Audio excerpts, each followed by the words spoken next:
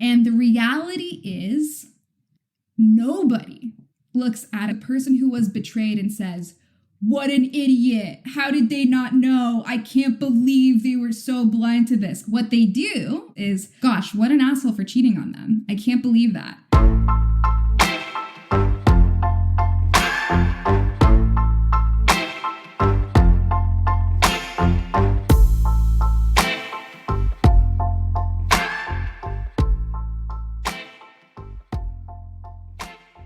Hi, Lane. How's it going?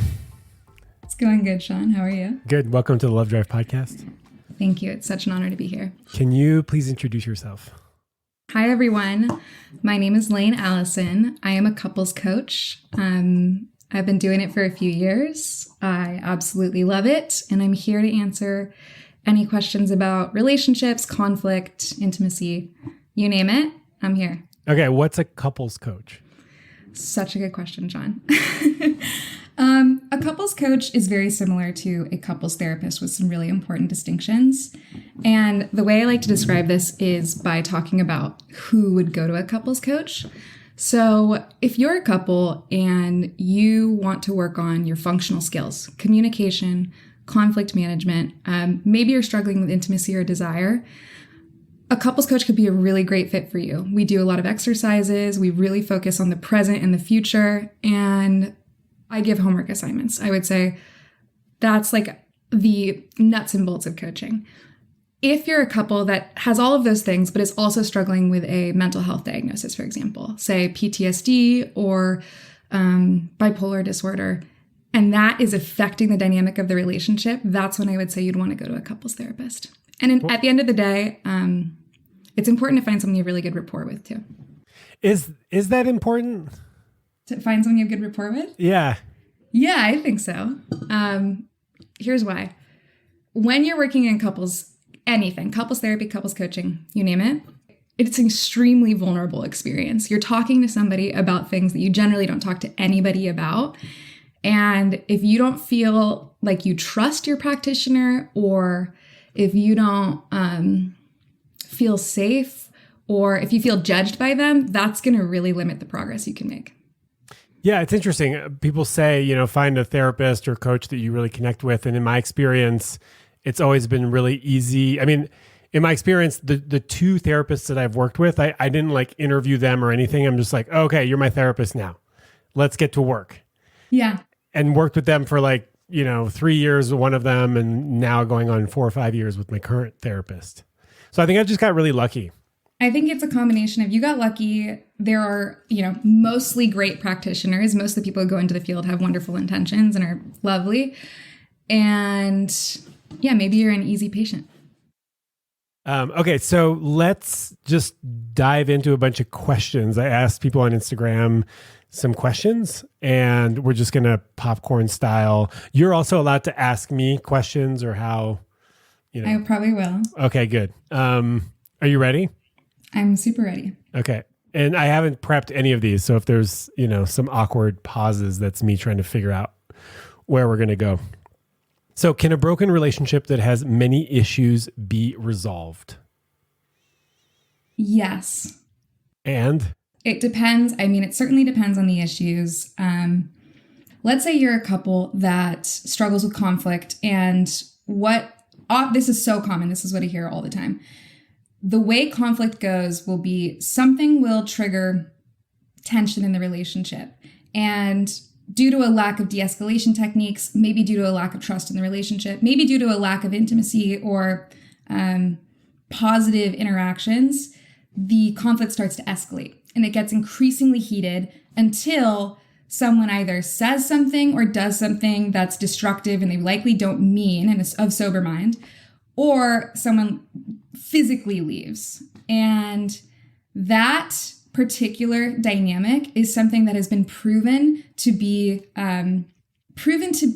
adjustable, changeable through all types of interventions. I'm trained on the Gottman style of intervention, and that really focuses on training out certain behaviors that are predictive of divorce, like criticism, defensiveness, stonewalling, and contempt, but also practicing more constructive skills, like how to repair mid-conflict, how to de-escalate, how to soothe both your partner and yourself. And those types of issues, that's an example of an issue that is very changeable.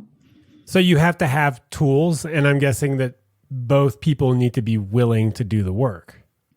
That's ideal. Yeah. Esther Perel likes to say it only takes one person to change a dynamic. And I think there's some truth in that. But ideally, both people would be on board with putting in work. It breeds trust. I agree with what she says. I think have more often than not said, hey, it's going to take two. You know, you got to come to a compromise. You got to meet in the middle. But I also have the experience of me either accepting my partner's behavior or me changing the way I interact or the way even I see the issue or the conflict, like having a different mindset or a new perspective can completely change, you know, the conflict, or it can even dissolve the conflict because it becomes a non-issue because I've resolved it in myself. Yeah. And I think to that point, it probably depends on what is the magnitude of work that really needs done. And so, you know, if it's something relatively minor, one person could do that work on their own, feel really good about it, feel like it's personal growth, step forward. If it's a mountain's worth of work, it's going to be hard for one person to climb that alone. That would breed resentment. And one shouldn't have to do everything. No. Right? No. Like it's I mean, I like to define relationship as two or more people working towards a common goal. I want to be inclusive of polyamorous relationships. Yeah. Two or more people working towards a common goal. I like that definition a lot. So we have to, I made that up. We have to, you know, we both have to be willing to do some of the work that is going to move us towards this promised land, whatever that is. I mean, that's the sort of relationship that I would want to be in. And that's the style of couples coaching that I do. I often look for balance within the relationship, how to restore balance. So I also think that again, this is sort of a dynamic that happens often on this podcast, is that I speak to people that are like experts in the field or thought leaders or have a lot of background and are like well-trained in like soft, gentle communication and self-aware. Yeah. And I also think that is not the typical dynamic of relationships of two people who are two or more who are struggling in their relationship. No, and it's also not necessary. Like there are so many different styles of relationship. You don't have to be a soft communicator. You can be extremely blunt and at times abrasive and still have an extremely meaningful and positive and happy relationship. It's just not correlated with like success. But what is correlated with not success, what failure, I guess is the word, is having contempt. Yeah. Stonewalling. And what are the other two? Horsemen? So there's the four horsemen, which are criticism, defensiveness, contempt, and stonewalling. And contempt, I feel like some people just aren't familiar with what contempt means. It is like criticism. So criticism would be, hey, you spend too much money. And then contempt would be, not only am I criticizing you, I'm raising myself up in the process. So I'm looking down on you. I'm almost sending out the message, I deserve better than you. And that is something that is the most predictive of separation, in addition to a few other things. But yeah. So the amount of money that I spend is none of your business. I'm the one who makes it. Yeah, that's good. That's is that defensive? That would be defensiveness, wouldn't it? There's some defensiveness in there, but say it again. I mean, how do you argue with that though? It's my money. It's my money. I make it. I could spend it however the hell I want. When you start making this kind of money, you can do whatever you want with your money. Yeah, I think that's listen, prenups are a really interesting space, and financial division is a really interesting space. Every relationship finds a different financial balance. I don't have like set rules or guidelines about the way that the couple should do it. Some people really prefer everything to be separate. Some people want to feel like if we're on a team, everything is shared. So, I mean, that would only be a problem, what you just described, if the partner of that person really didn't like that approach, really wanted to have a share of the finances that we're talking about. Well, I think personally, a joint account is a good idea, but then also discretionary spending for each partner. That doesn't have any supervision or like It's just there's no questions oversight. asked. There's no oversight. Like I can buy a new snowblower, and it was within my, the limit of my discretionary spending. I love that. I think that couples come up with really creative solutions to this. In a former relationship of mine, we were living together and there was a debate over who is contributing more financially to the relationship. And in the end, we settled on having a joint credit card for all relationship expenses and then splitting that bill at the end of the month. So there could not be any sort of ambiguity about that. And what was nice, and I'm going to sound like a traditionalist in this, but what was nice is when we would go out to dinner or meals, he could pay. And there was not like a splitting thing, which just sort of, for me personally, kind of adjusted the mood in a way that I didn't like. But he could pay, but you were splitting. But I was splitting at the end. Yeah. Well, I'm the type of person who would make an argument that the new snowblower is actually a relationship expense. Because it falls under, home maintenance and, our shared living space. That would just depend on whether or not you agreed on whether or not the snow needed to be blown. Right. Could it just be shoveled? Yeah. Then I would invite you to come shovel with me. Oh, that's nice. If you didn't, unless you didn't like shoveling. All right. So before we jump to a new question, you talked about escalation, de-escalation techniques. Mm-hmm. And if I'm not mistaken, this is a way to sort of bring down the temperature of a conversation that is getting heated or a conflict that is like sort of snowballing or getting out of hand. Yes, exactly. Okay. What are they? Yeah. What are they? I don't know. I might be doing some of these without knowing that I'm doing them. Yeah, there are a lot of them that are unconscious. Things that I see my clients do all the time. One that's really common is just yawning. And that is slowing down your breath rate. And yeah, yawning is a great coping mechanism. It brings in more oxygen. It takes a pause. And a lot of people aren't aware that they're doing it, but it's a way of self-regulating. Taking deep breaths is another one. Fidgeting is something that you see a lot. Or even body language, like slowly approaching a fetal position to feel safer. That is something that people do unconsciously, like just sort of like curling up into a ball. Like on the couch, maybe not on the ground. No, not on the ground usually. Not in my sessions, at least. Conscious de-escalation techniques that people can do. Ask for a break mid-conflict. This is really tough for a lot of people because once they start a conflict, a lot of people really want to finish it. They want to get to resolution. The problem is sometimes when you stick it out, it just, like I said, it can spiral out of control and the temperature keeps going up and up and you do more damage than good. So someone asking for a break, hey, I'm going to go for a walk. It's so important that they then say, I'll be back in X amount of time. So the other party doesn't feel abandoned in the conflict. Changing the subject, talking about literally anything else, going and watching Friends on TV. Any sort of shift of attention is good. Physical activity is really good. But these are strategies that like you need to tell someone that you're going to go watch Friends. You can't just fight, turn Friends on. You can't start doing kettlebell swings. No. While you're getting, I think you would have to say like, hey, can I just bang out one set of swings real quick to help me crank down? Yes, that's exactly right.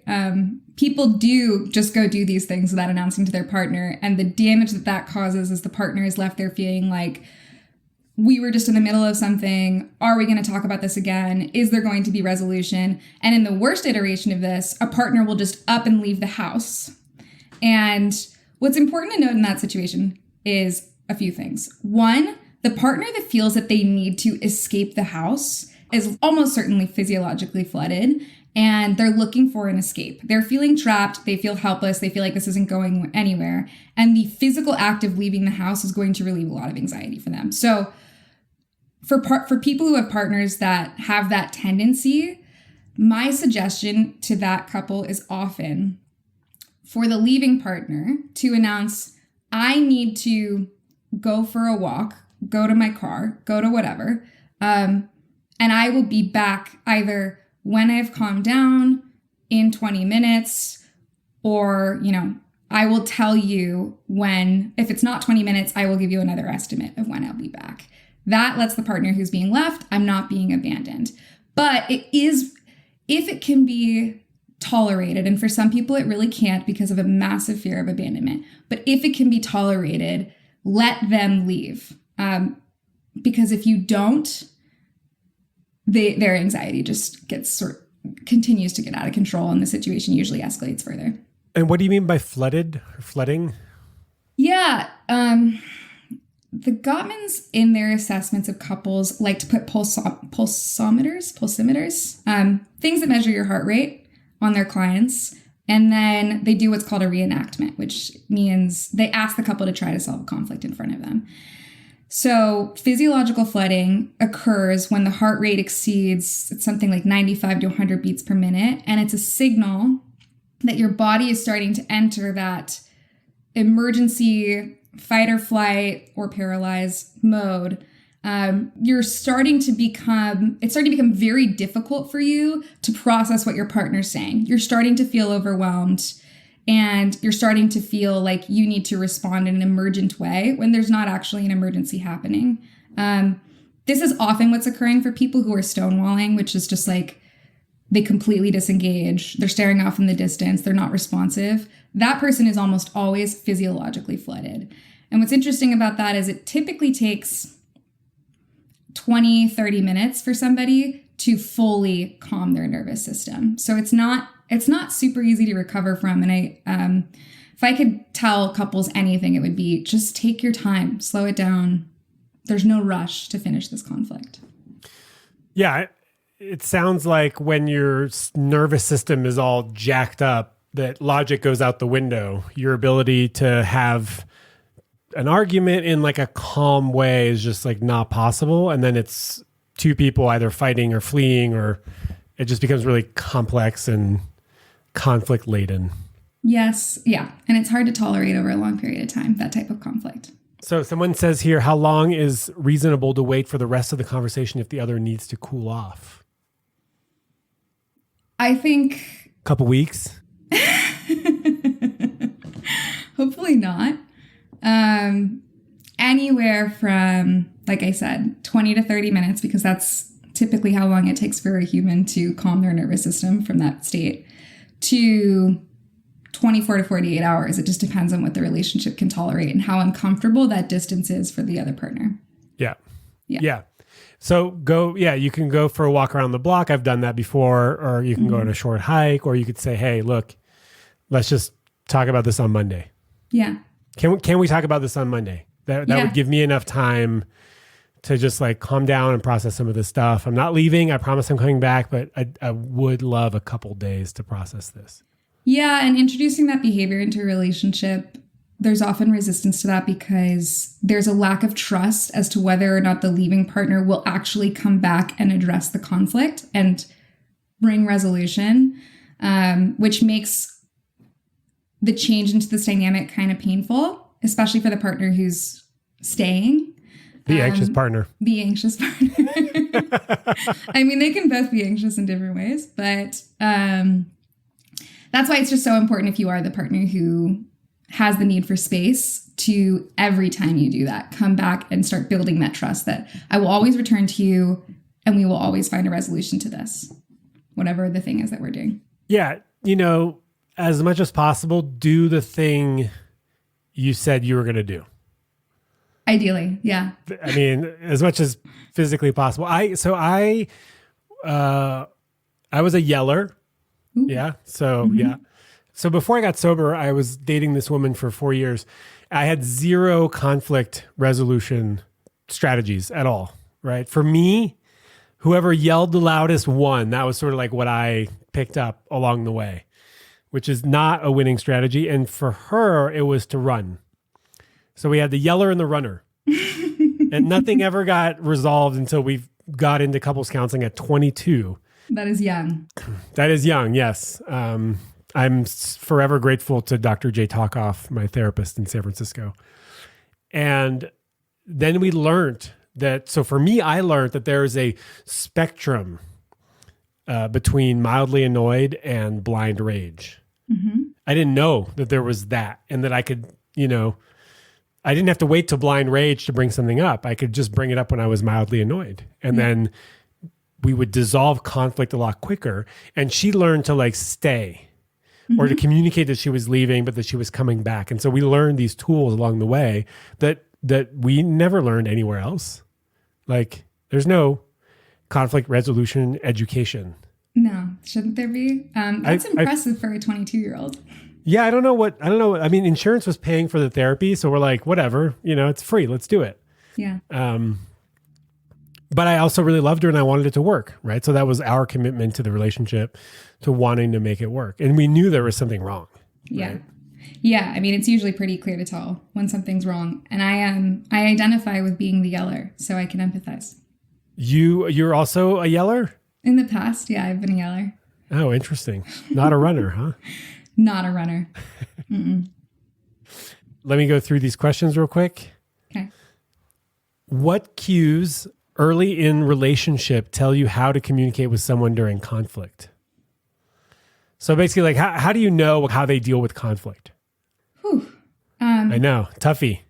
Beyond having conflict with them, pretty tough to tell. I think so. Yeah, I mean, it's really hard to know how someone is going to respond to a difficult situation until you're in it.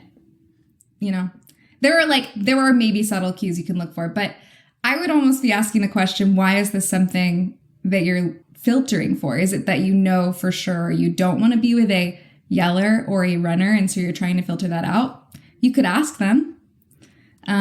Yeah, how have you dealt with conflict in the past? I mean, every time I suggest something like that, they're like, well, they can always lie. And it's like, yeah, I know. But for the most part, I feel like the way you see the world is like shapes the world that you live in.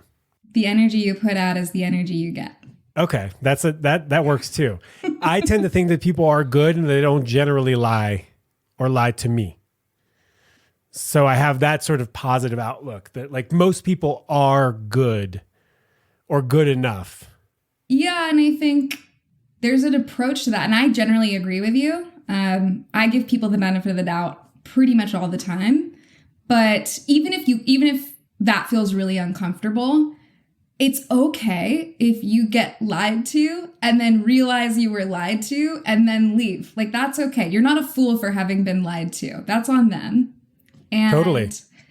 I think, the only thing to be really, really concerned or aware of are any sort of like grooming behaviors for domestic violence. And beyond that, I wouldn't worry too much about it. Related to this, I was actually talking to my therapist about DV came up in our session today because I was saying something along the lines of like, sometimes people will ruin a relationship by being like really demanding about what they want, right? Like they want the relationship so bad that they will be like extra needy or, they'll somehow push the other person away. Through their massive need for the relationship? Through their massive need and their massive desire for the relationship, right? So the strategies that they employ to keep the relationship together actually ends up pushing the other person away. I've done this. I don't know what this has to do with domestic violence, but I've done this. Okay, so what she said was that in cases of domestic violence, this is actually one of the dynamics being played out. Right, is that they want, yeah. Okay. and I'm still fleshing this idea out because I just talked to her like an hour ago, but they want the relationship to not change so badly because they want to keep they don't want their partner to change in any way, but they also want to keep the good parts of the relationship that they had more of in the beginning. That they're willing to be violent in order to maintain homeostasis. Yes, and what it does is it just destroys the relationship completely. I mean, yeah, domestic violence will do that for sure. That's an interesting, like, taking the domestic violence out of it because it's just an area where you and I shouldn't be talking about it. We shouldn't be talking about it. Yeah, we don't have the expertise. I agree. I think that what you described, the dynamic you described earlier of having a massive need in a relationship, wanting the relationship so bad that you end up pushing the other person away, happens all the time. I am super guilty of this. I have a really strong, what I would call repair drive. So if me and a romantic partner are in conflict in any way, and I think all of my exes would speak to this, after that happens, let's say we got off the phone, let's say it's like a weird conversation. Within the hour almost, I will call them and find something to apologize for because I really want to be back on good terms. That's something that I wrestle with. And while that's kind of a lovely long-term partnership quality, in early dating, it's a bit of a problem because it doesn't allow for space for the other person to self-reflect on the interaction themselves and ask themselves, what happened there? Is that indicative of, me being in a bad mood, them being in a bad mood, a lack of compatibility? It doesn't give them the space to understand what's going on. And it also, I'm not asking the question, what's going on? My first reaction is, what did I do wrong? Instead of, what just happened there?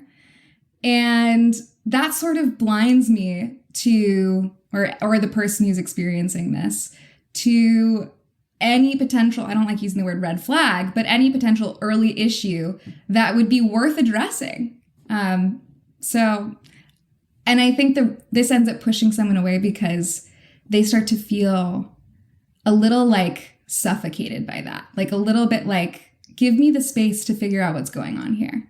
I mean, I'm a big fan of space in a relationship, not because I have avoidant tendencies, but because I think that there's a lot of beauty that can come from space, right? So if you're an anxious person and your partner has asked for space, that is going to require you to sit with the discomfort of not knowing everything or how your partner feels about you in that moment. And I think it's actually very powerful to be able to sit with unknowing. To not always have to know, to sit with the discomfort of like, God, I feel embarrassed, I feel guilty, I feel sad, and to not always have to for that to be soothed by the other person right away. I couldn't agree more, and it's something that I'm trying to learn. So I'm learning. So someone here says, my boyfriend needs to cool off, but I want to resolve the argument ASAP because I want to get over it to feel better.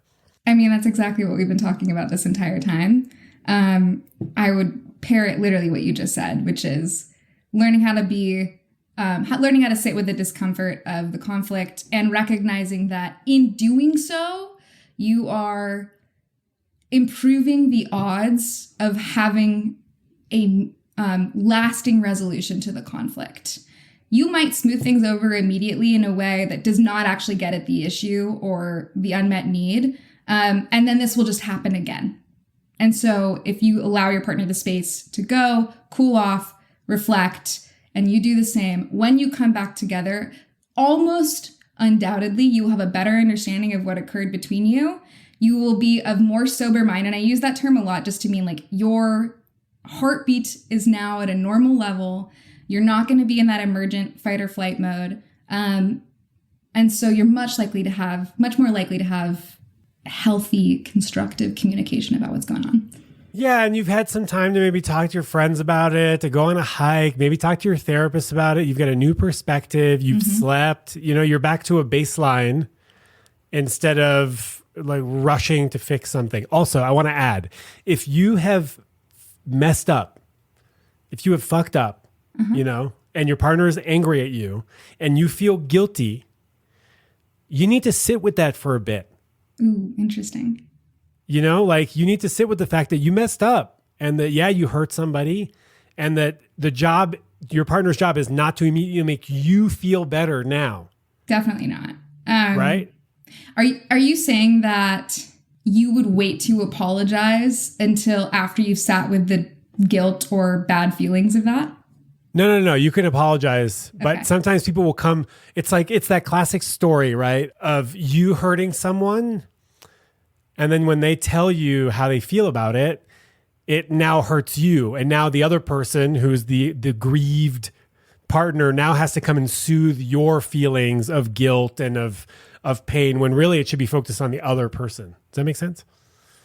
Yes, I'm having a hard time. No, I generally understand what you're saying, and I'm smiling because I am that person who like sues the partner who's done something wrong. I'm guilty of that. Yeah. That's a messed up dynamic that doesn't give the hurt partner the space and the attention that they probably deserve. I agree to an extent.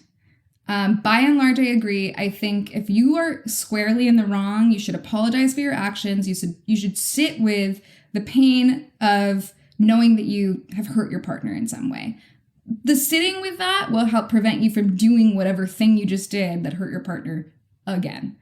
And I do believe there needs to be some allowance, not allowance for abuse, let's draw the line right there for sure. But There do needs to be some allowance within a relationship for us all being human. And people fuck up sometimes. And I do think if you are super hardlined, like if you're militant about the fact that your partner fucked up and they need to pay for their... They need to pay? Yeah, they need to pay. Yeah. That's not a winning strategy either. No, it's not. Because what happens when you fuck up? That's coming directly back at you. Well, no, because in this dynamic, when I fuck up, then I don't tend to act that way. You know, I'm going to own my side of the story, and I'm going to take it. So I'm not going to use that strategy on them. Maybe you not. But let's just say if the average person had a partner who was extremely punishing when they messed up, I could see the average person tending towards not reciprocating, but retaliating and kind. Yeah. And that just seems like a losing dynamic as well. It is reciprocating as well. It's both, I guess. A reciprocal retaliation. Yeah. So in this dynamic, if let's say you and I are in a relationship, hypothetically, and you messed up. So it's not I don't know happen, but okay. What did you do? It's just so impossible for me to imagine because I so rarely fuck up. What did I do? I said something that hurt your feelings. I criticized your content. Okay, you criticized my content, which, I mean, that's never going to happen because of how good it is. But, and I'm sad about it. Mm-hmm. And then now you are upset that I am sad? I would feel really bad. Yeah. You would feel bad that I am sad because you told me my content sucks. And I would feel really guilty about my actions too. And then you would want me to soothe you because you feel bad and guilty. Not first, but eventually probably. Yeah. I mean, and I'm not encouraging for that. I'm just trying to be honest about what would likely happen in my scenario.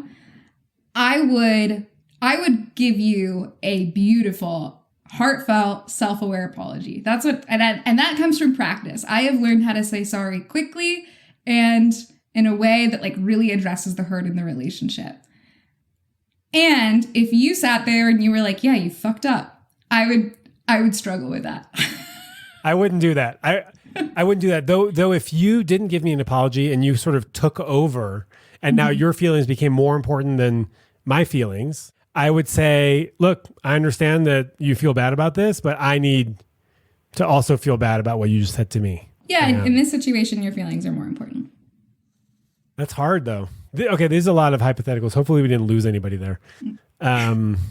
Okay, let's go. How to stop being passive-aggressive. I realize now I am more passive-aggressive than I care to admit. Wow, I love that. First of all, kudos to whoever wrote this question and has the self-awareness to know that they are more passive-aggressive than they'd like to admit. Yeah. Start super small. Changing any dynamic is hard, takes time. Don't expect that you're going to go from being a passive-aggressive to direct person overnight. But give me an example about something that somebody would be passive-aggressive about. I'm just trying to think of one. I guess, is being petty passive-aggressive? I think they're in the same wheelhouse. I'm like so not passive aggressive. Like all my advice, people are like, dude, you're not passive aggressive. You're aggressive. And I think that's not true. I think I'm just direct. You're direct. Right. So being passive aggressive is a way of not being direct. Yeah, it's a way of saying what you want to say without really saying it. I mean, the classic example is someone who like leaves notes around the house, like doesn't want to, like leaves notes around the house. It's like, hey, I noticed you didn't do the dishes last night. Can you do them today? Smiley face. Or how about dishes need to be done before going to bed? That feels direct and aggressive to me. Oh yeah, okay, aggressive. That feels like you are saying what you want. Yeah, I think learning to state your needs proactively is going to be the key. But it's hard. It's really hard to give advice without having a specific scenario. I wish we did. Using the note example, or like your partner doesn't do the dishes, and so you, whenever that happens, you leave a little note that says like, reminder, dishes, smiley face. I don't know. That would be an example of something that I would feel is passive aggressive. Yeah, I think the smiley face is what really makes it. Yeah, I don't know why, but I think it's because you're expressing frustration with a smile. And so I think there's like an inauthenticity there. Like, you know, they don't really mean smiley face. I know that sounds ridiculous, but you know that's not the real emotion that's going on behind it. And so I think maybe now that I'm talking about it, maybe learning how to express the fact that you're frustrated as opposed to feeling like you have to deliver everything with a smile. Well, what you said is proactively being able to state your needs. Yeah. I mean, or to talk about something that is frustrating or annoying or not ideal. Yeah, it's okay to be frustrated. It's okay to be upset. If you are those things, but you try to communicate it with a smile or in a way that is not those things, that's where I think we get into the realm of what can feel like passive aggression. So me asking you, is anything wrong? And you're like, everything's fine. And then you slam the door. That wouldn't be passive aggressive. That would be... That's not passive aggressive? I don't know why. Is it? Do you think it is? I don't know. We need an example. I know. So talking about, I think you nailed it though, talking about something that is bothering you. Yeah. In a way that's authentic to your emotion. In a way that's authentic to your emotion and that is like somewhat kind. Ideally. Yeah. Right? Like we can start with kindness to see how that goes. Oh, kindness is good. Yeah. Well, always. Unless you're like really angry and it's warranted.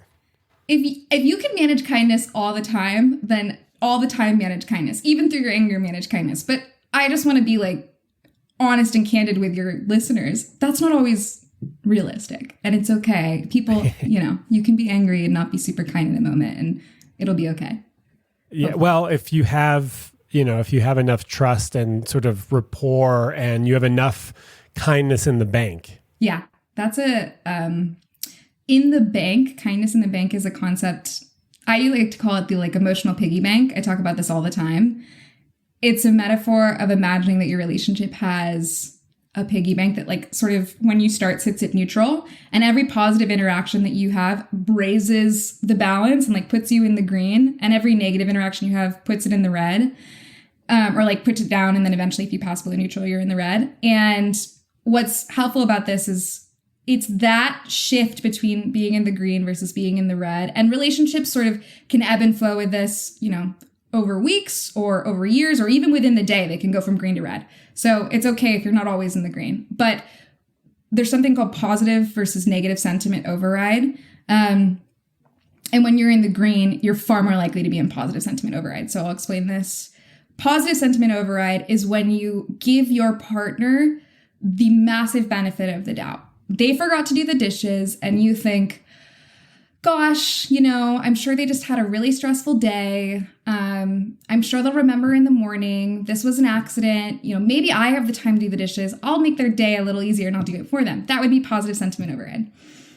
Negative sentiment override would look more like, how dare they rebel against me like this intentionally by not doing the dishes again. They know how stressed out I get when the kitchen's not clean. And bring dishonor to my name and this household. Precisely. And I try to encourage couples to think of like the fun times, the good times, the positive interactions, the trust building, the intimacy as putting money in the bank and keeping you in a more positive mentality. That leads me to think of this idea of like, what is it? 5 compliments for 1 criticism? There's like a ratio of positive to negative interactions, which is what you're Or it's getting like at. 9-1 or something. It's huge. 5-1. No, it's 5 It's to 5 to 1. 1. It's It's 9-1 in my relationships.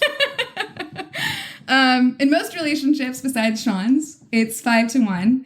And it's just positive to negative interaction. And it's the magic ratio that the Gottmans have identified, which if you can maintain a 5-1 ratio, you are very unlikely, just statistically, to get divorced. Cool. You hear that, everybody? And I guess if you go over 5-1, you're even better off. Presumably, yeah. Sean's magic ratio of 9-1. Yeah. Okay, really quickly, we're gonna go back in time. How to ask for space or time to process during a conflict. Just the language. The language. I use this all the time because I have a tendency to physiologically flood quickly.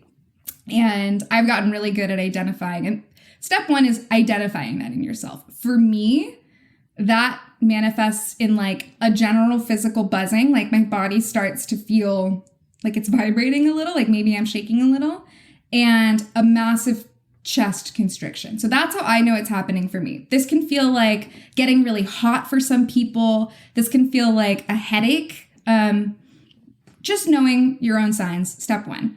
Then when you recognize that you're entering that state, signal to your partner, I'm entering that state. Hey, I'm starting to feel overwhelmed. Hey, I'm starting to feel activated, or my temperature's heating up, or I just need, I need to take a pause. So all the possible ways you could ask for taking a pause. I need some time to cool off. I can't really hear what you're saying right now because of my body being overwhelmed. Can I have a few minutes to go for a walk to collect myself? Can we take a break? Can we take a break? That's easy. Yeah. All of those work great. And I think something that's like kind of a Jedi move in relationships is to talk about this ahead of time and literally practice the exact language you want to use so that when you say that in the moment, your partner knows exactly what that means. Your partner knows, okay, my partner's overwhelmed. They're physiologically flooded. They can't really have this conversation. They need a break. I need to give that to them. You agree on the exact language. That helps a lot. Yeah. Yeah. I'm thinking of when one partner wants to process a grievance while the other one's at work, which I've been the one because I've always like worked from home. And so you have free schedule. My time. Yeah. Free schedule. And I remember a girlfriend, we'd get into it in the middle of the day and I was like, I'm coming over. She's like, we cannot deal with this right now. Like I am not. And I'm like, I'm coming over. I'll be outside. I'll be outside your work. That was me. I was that guy. I've done that. Okay. Don't do that. No. Don't do that. No, because here's what the person who does that is experiencing. They're like, how dare you prioritize your work above our relationship? Our relationship should take the first priority in your life all the time. And it's simply not possible. There are moments of the day where the relationship needs to shift priorities. It doesn't mean overall the relationship has taken a backseat of priority. But when you're in a meeting with your manager and they're talking to you about whatever thing you're executing on work, you can't be thinking to yourself, gosh, what are the things that I can do to make my partner feel super loved today? You need to be focused and in the moment. And if you are the person who asks your partner to address something while they're at work, you're basically saying, I need you to force rank your life right now. And you're kind of illustrating a lack of trust that when the time is more appropriate, their priorities will shift back into the more natural order, which likely places the relationship first. Yeah, I was also just so uncomfortable with what was going on that I wanted it to be resolved right away. Yeah. I needed to be soothed right away while she was at work. Yeah. Yeah. I've been there. Poor guy. Poor guy. Okay, so thoughts on taking a break in a relationship. I'm scared to do it, but could be good. That's funny. Funny turn of words. I've worked with couples for a few years now. I have recommended taking a break once. In that scenario, the couple was very unsure of whether or not they wanted to separate, but their dynamic when they were together was very destructive and also very anxious. So super afraid to lose each other, holding on very tightly, but causing a lot of damage. And part of both of them were saying, I don't know if this is good for us. I think maybe we should separate, take a break. And in that scenario, my opinion was by taking time apart, stepping away from this dynamic that was nearly impossible for either of them to shift, that would help them be of clearer mind about what they really wanted, whether or not they wanted to stay in the relationship and work through it or not. But because they were so stuck in this dynamic, they really couldn't stick their head above water to see clearly what was going on. What do you think? Trial separation. Yeah, basically. I think that a break is, I used to say a break is a breakup, right? Mm-hmm. You don't believe in people getting back together. I don't believe in people getting back together that much. I just haven't seen the evidence. The data doesn't suggest that happens very often. And I'll be honest with you, I have not looked at the data, but I just don't think, it's in a your gut experience, feeling. yeah. It's a gut feeling, in my experience. But I think a break could be good as long as you're very clear about how long is the break, what is the intention of the break, what do we want to accomplish during the break, and what are the rules of engagement? What are the boundaries? What's the playing field, right? Are we taking a break to see other people? Are we taking a break to just to get some space from the relationship where we don't have to be processing or creating conflict or trying to resolve things that are unresolvable? Do we just want to feel what does it feel like to not have to be responsible for a person for a month or 2 weeks? What does not texting someone every day feel like, right? Yeah. But we need to be clear about what are the rules. Is this let's just take a break and date and go on a few dates. Maybe that's part of the, I don't know. I don't know. Yeah, I don't see a massive downside to taking a break. I don't again, I also haven't reviewed the data on whether or not taking a break always works out or what the odds of it working out in separation versus reconnection are.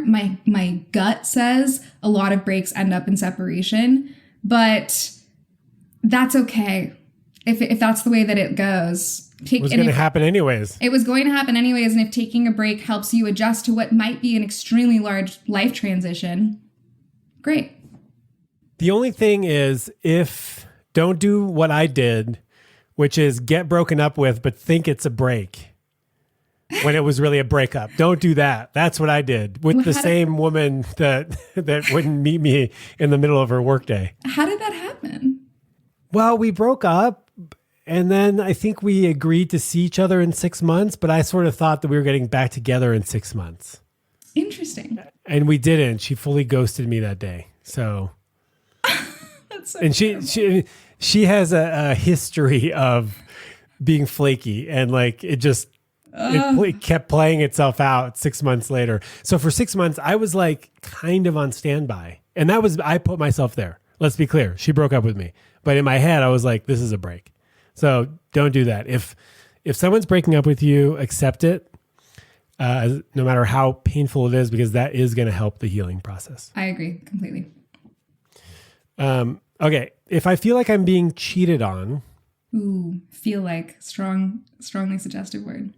Do I trust my gut or rational mind / evidence? And let's be clear, this is coming from someone who appears to be a man.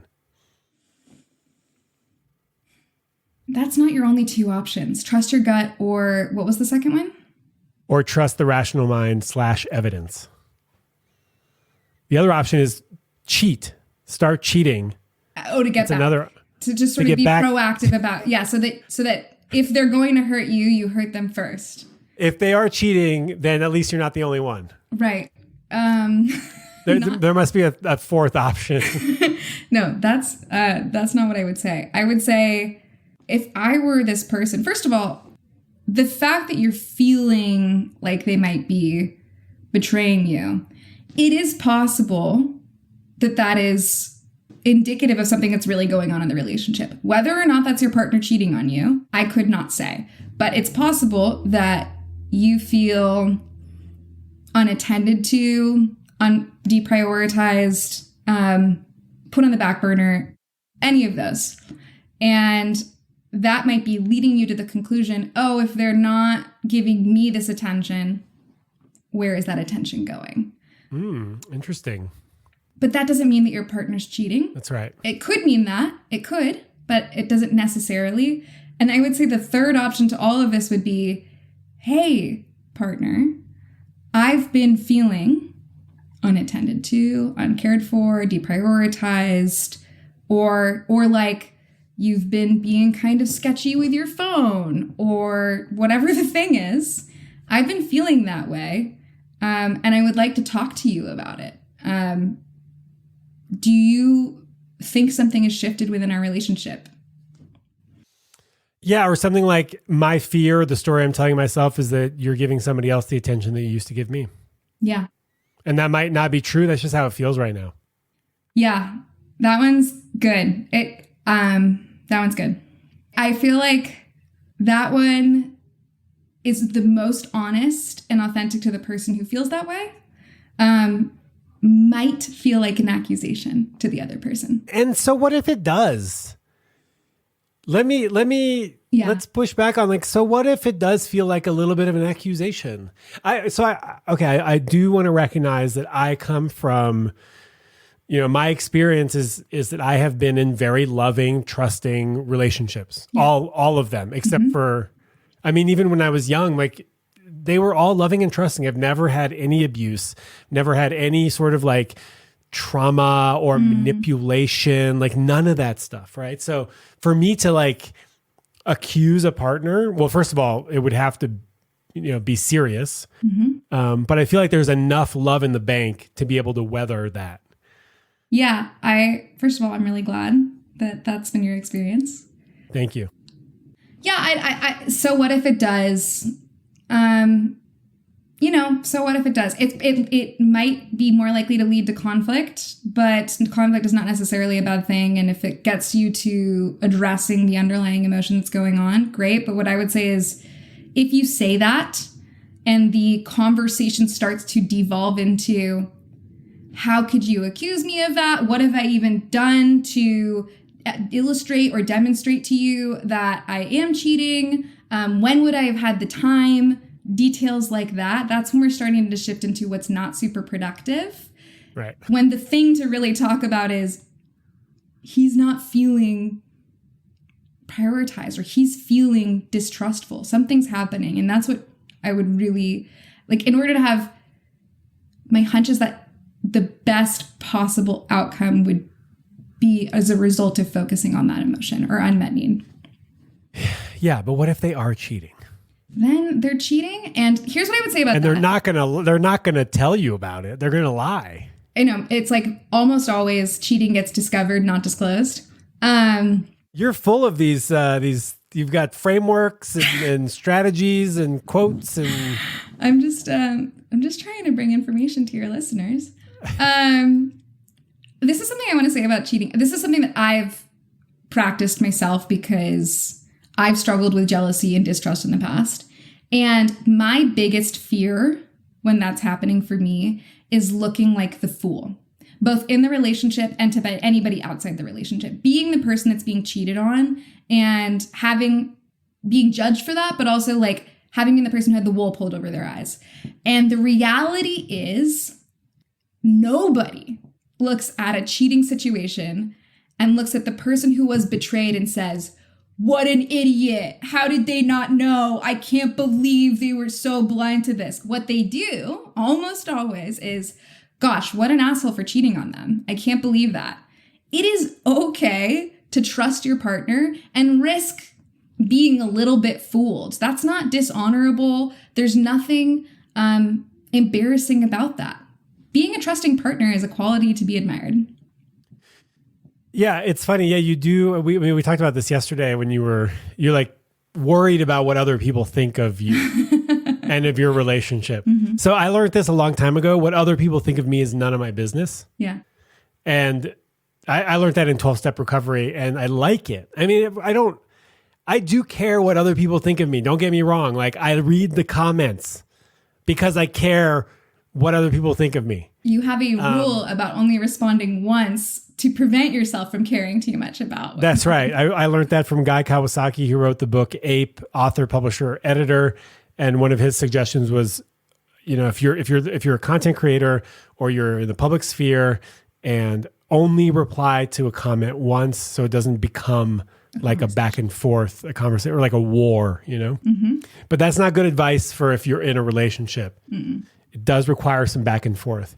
I have never been cheated on that I know of. Okay. Would you want to know? Like, now in retrospect, would you want to know? Sure. Yeah, why not? Okay. I'd be like, who? With who? How did it happen? How did I not know? I just want to go on record and say, I don't want to know. Don't tell me. I'm good. I don't want to know. Okay, don't tell Lane, everybody. You would prefer to keep the magic? Of my past relationships? Yeah. I would prefer to have like a more realistic understanding of what was happened? going on. Yeah. Each their own. Nor have I cheated on anybody. I also have not cheated on anybody that I remember. Have you been cheated on that you know of? No. Nice. We're lucky. I know. Very lucky. I feel like that's like the 1% or something. 1% club. Wait, we were talking about caring about what other people think of you. And I love striving for caring less about what people think of you, because it can be crippling. It can prevent you from living out your life's dream. It can prevent you from really saying what you mean in an interaction. There's so many things that caring too much about what people think can be destructive for. And we are social creatures, and it is like hardwired into our system to care about where we stand socially. What is our status? And so don't beat yourself up if you're the sort of person who cares what other people think. Like, that's superhuman and normal. So it's superhuman. Yeah. It's very human, but it's superhuman to care a little bit less about what other people think of you. Sure. Yes, I like that. Yeah, I was just thinking, actually, if I found out that my partner was cheating on me, would I care what other people thought or the story that I'm telling myself of what they think? What would the story that you're telling yourself say? Well, the classic story that like, oh, I was a fool and how could I not know, and like all this stuff. And honestly, it's hard to say because it hasn't happened, right? But I think I'd be way more upset at my partner cheating than I would be like worried about what my neighbor Dave was thinking about. I think I would too. Hopefully, but it happens. Okay, several things I want to say about this. It is often the case that the anger at the partner for cheating gets displaced. Yeah, why does it go to the other person? Yeah, right. So, so classic for someone to get mad at the person their partner is having an affair with, as what opposed to POS. How could they do that to me? Wait, they don't. Knowing I'm in a relationship with John or whatever. And they owe you not. I mean, they don't. We all owe each other decency, but like they owe you a lot less than your partner owes you. And so I think, I am not an expert on this, but my hunch is that anger that comes up, that betrayal, that hurt in a situation where someone's been infidelitous or has cheated is so big. It is so hard to digest. It is so hard to process that there is a fear that if they direct that at the partner, that is definitely going to result in detachment and separation. And so there is like a coping mechanism of displacing that anger to maintain the union. And that's not always the best thing to do. Like sometimes if you're being cheated on, separation is a good idea. Not always. Like I'm not an advocate that if you get cheated on, you have to split. But I do think it's very common for that anger to get displaced. Yeah, it's a coping strategy to keep the relationship intact. Yeah. It'd be harder to keep it intact if you were, all that anger was placed on your partner. Yeah. And I want to say, according to Esther Perel, The State of Affairs, a lot of relationships where one or more partner is infidelitous, is that a word? I don't know. I kind of made it up. We'll see. It's nice. It works. It like flows, you know? Yeah. They are able to like repair and keep going. Yeah, it does happen. Gottman's. I think it happens more than not is what I want to say. I don't know if it happens more than not, but it certainly happens more than people think it does. I think people would be surprised. I mean, I'm a couples coach, so people come to me with like all their most intimate problems. And I am sort of the opinion that no relationship is perfect. And a lot of couples have issues that they would prefer not to talk to their family or friends about. But I think people would be surprised to find out how many of the partnerships in their life have struggled with infidelity. And I wish people were more candid about it because it's become like the cardinal sin. It's become the absolute worst thing a person could do. And it's bad. Don't get me wrong. It's a betrayal. Don't cheat on your partner. It's not a great thing to do. Don't do it. Don't do it. We're not giving you a carte blanche here. No, but there are worse things than cheating. It's not the like having herpes. No, I don't know if I agree with you there, but I don't know if I can sit with you there. But like being abusive, I would argue that that's worse. Yes, of course. Driving your children drunk, that's worse. Putting anybody's life or physical safety at risk is worse. Wait, is driving drunk worse than cheating on your partner? I mean, we could really get into it. I think if you are driving drunk with your kids in the car, then yes. If you're driving drunk with just yourself, it's a little grayer. But I would say no. I would still yes. I think it's worse. It's bad. It's bad. I would still say yes. Yeah. Yeah, because cheating doesn't. Well, it's okay. We should probably stop. Yeah, let's get out of here. But we're not condoning driving drunk. And then just as a PSA, like, I don't think having herpes is bad. I just need to be clear about that. Yeah, you don't want people coming after you? I think you kind of announced on social media that you have it earlier. That's correct, yes. I will announce it on my podcast. I also have herpes. Welcome to the club, if you're part of the club. Okay. Mm-hmm. Any tips on, this is a fun one. Okay. So it's just like a palate cleanser. This is the ginger, the pickled ginger in between the sushi rolls. Any tips on starting a relationship long distance at first? Met in real life a few times, still platonic, but into more. Ooh. First of all, how cute is that? Super cute, and I'm super happy for you. Thank you.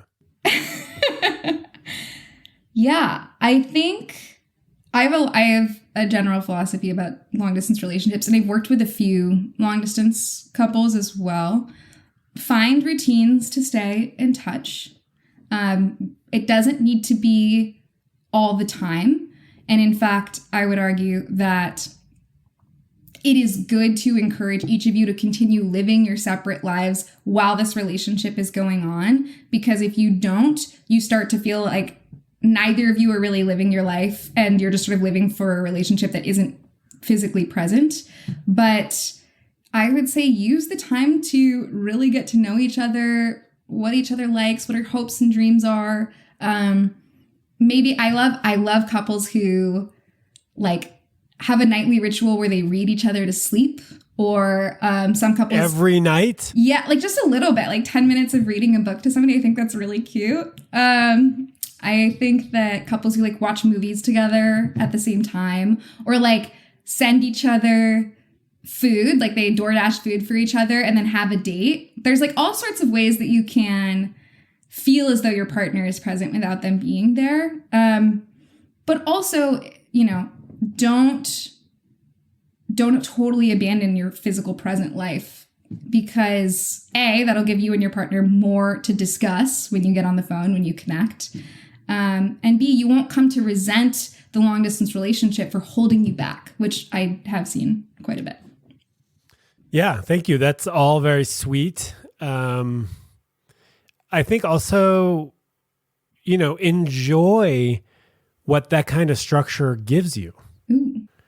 Which is freedom and space to do stuff and to, you know, like enjoy the life that you have, even though your partner's not there all the time. Yeah.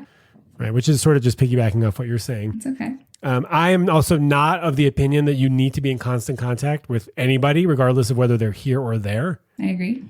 I think that, you know, a secure relationship, and even not that secure of a relationship, if there are secure elements to it, We don't have to talk every day. We don't even have to text every day. It's interesting. I totally agree. And I prefer slightly lower contact, particularly with texting for me. I'm a phone person, but... Is that right? That's right.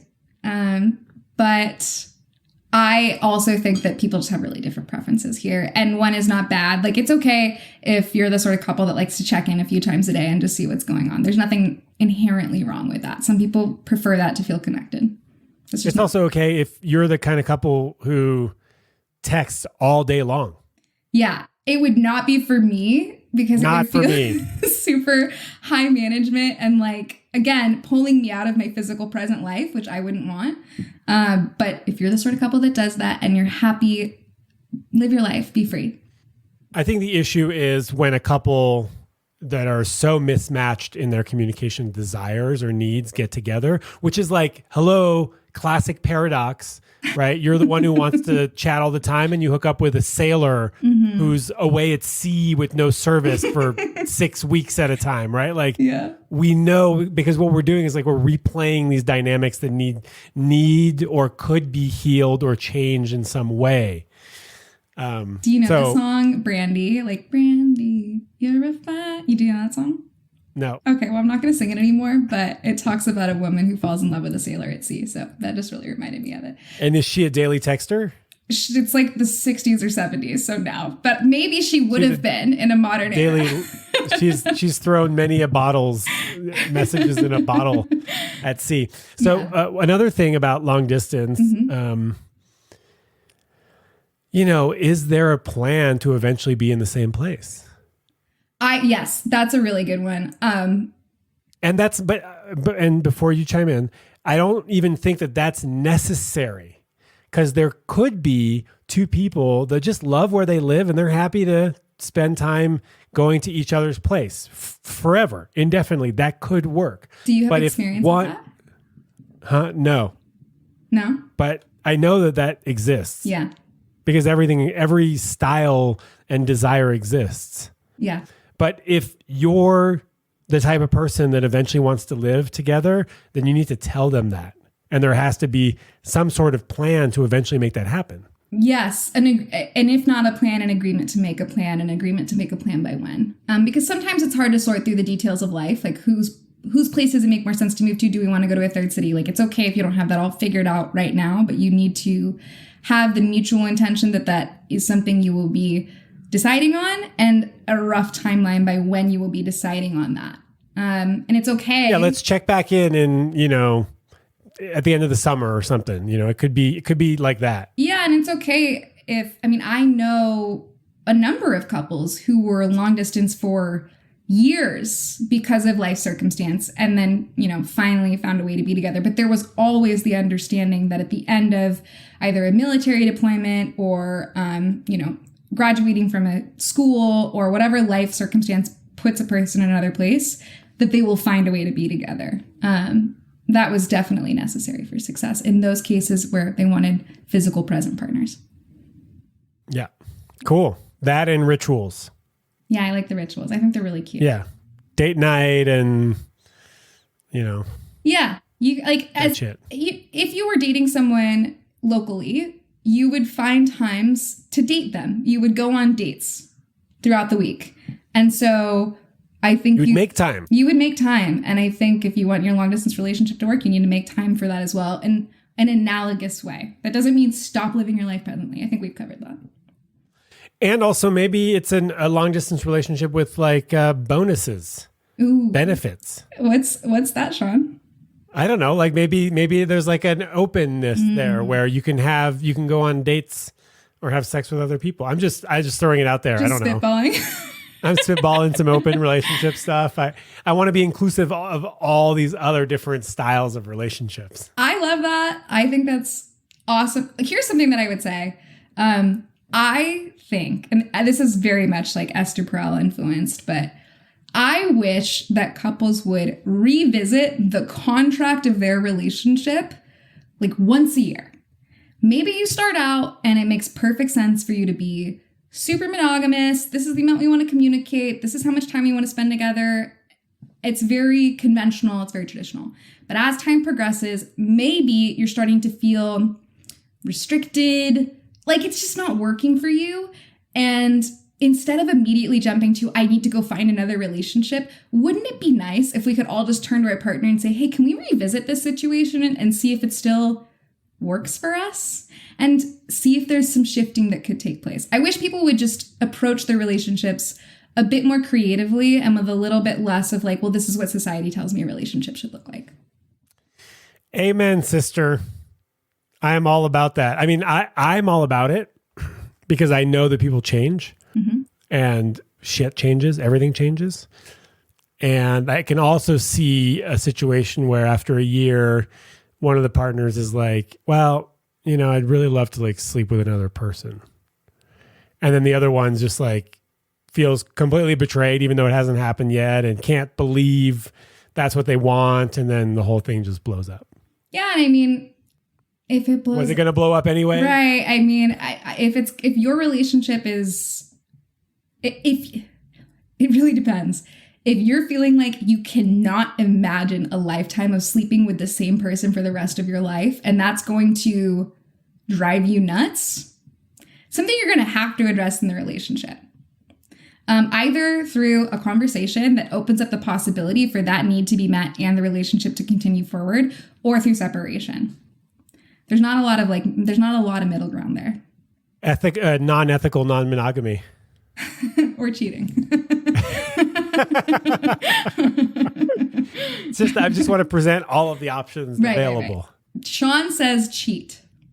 Shaun doesn't say cheat. He just, you know what? I did tell one of my friends to cheat. Okay. You got to walk me through that. I am super excited to hear this story.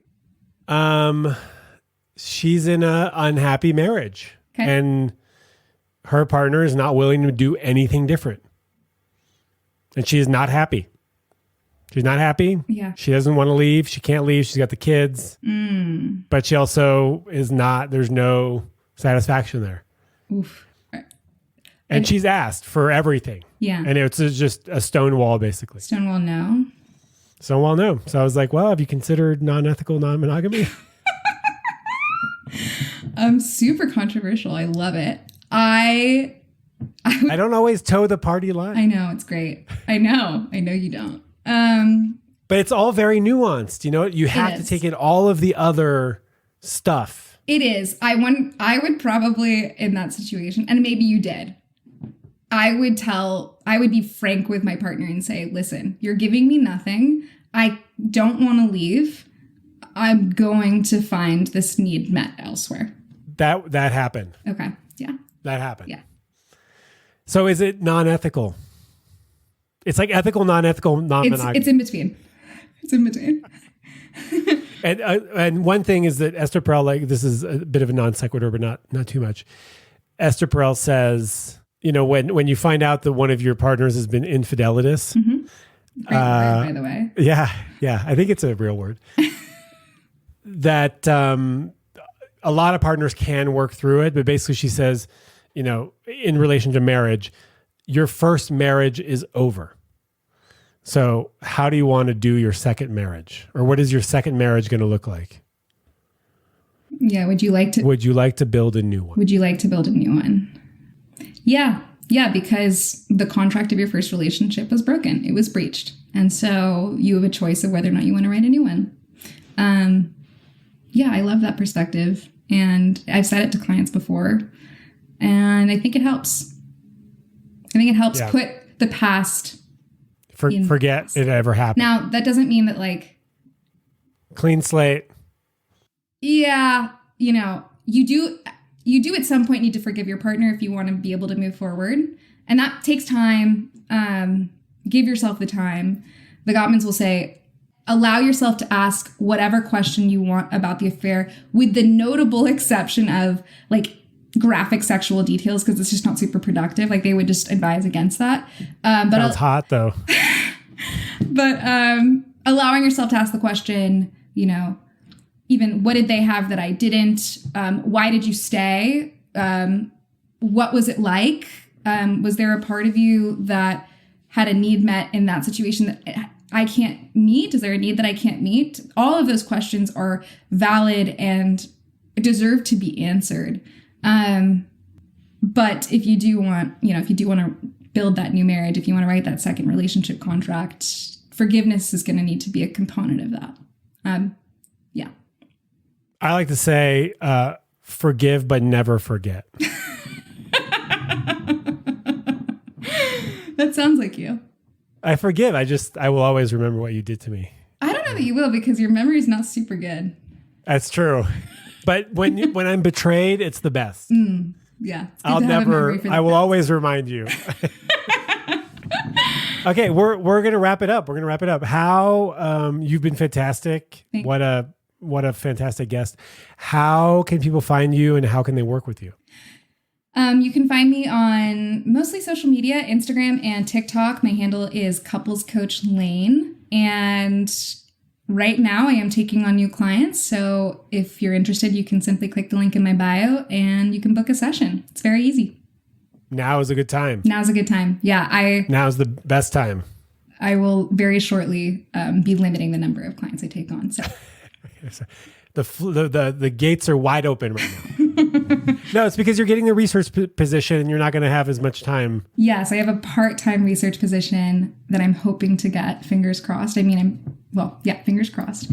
And you got it. We'll edit this out if you don't. Okay, great. At the Veterans Affairs, I've been saying Veterans Association the whole time, by the way, and it's Veterans Affair. And I said that throughout the interview process. So I'm amazed that I still potentially got the offer, fingers crossed. But working with veterans who struggle with PTSD and how prolonged exposure therapy helps them. So that'll be exciting. Amazing. Yeah. So Couples Coach Lane on Instagram and TikTok, and you make funny reels. Thank you. Where you do like the male female, dynamics with the backwards hat and the mustache. Yeah. And I got a few of those coming. Okay, good. And then what does love mean to you? Oof.